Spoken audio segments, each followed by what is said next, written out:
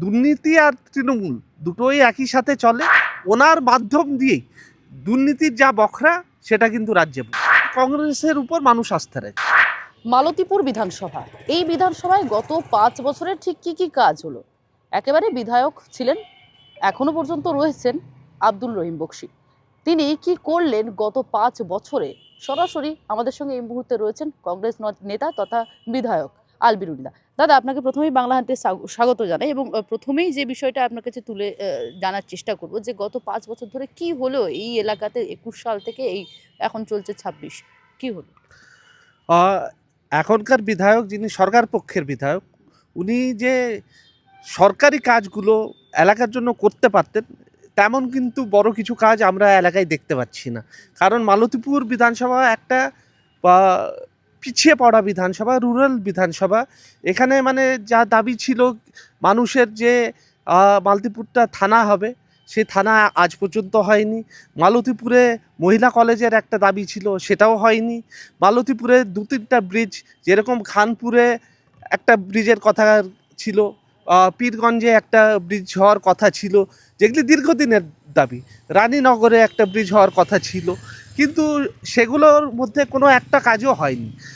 যা কাজ হয়েছে সেটা কিন্তু বিধায়কের তহবিলের যেটা সরকারি অনুদান পাওয়া যায় সেটা গতানুগতিকভাবে কাজ হয়েছে। তাছাড়া আর আমরা আলাদা কোনো উন্নয়ন দেখতে পাচ্ছি না। বিভিন্ন দুর্নীতির অভিযোগ উঠছে বিধায়কের বিরুদ্ধে, কি বলবেন? অবশ্যই উনি এখানে দুর্নীতি আর তৃণমূল দুটোই একই সাথে চলে, সেটা মানে দুটো সিনোনিম হচ্ছে একসাথে।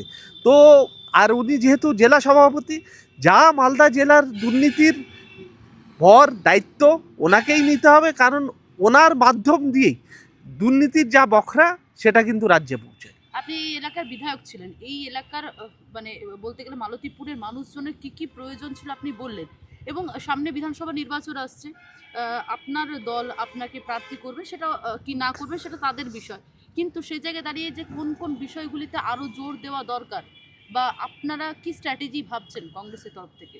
দেখুন, কংগ্রেস সবসময় মানুষের পাশে আছে। কংগ্রেস, জাতীয় কংগ্রেস, আমরা আমাদের যেটা রাজনৈতিক কর্মসূচি আগামী বিধানসভাকে নিয়ে, সেটা নিয়ে আমরা প্রস্তুত হচ্ছি এবং আমরা আশা করছি যে মালতীপুরের মানুষ আবার কংগ্রেসের উপর আস্থা রাখবে।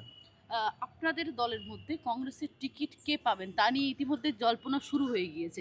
ইতিমধ্যে মৌসুম নূর রাজনীতিতে ফিরেছেন, মানে কংগ্রেসের রাজনীতিতে তিনি আবার ঘরানাতে ফিরেছেন।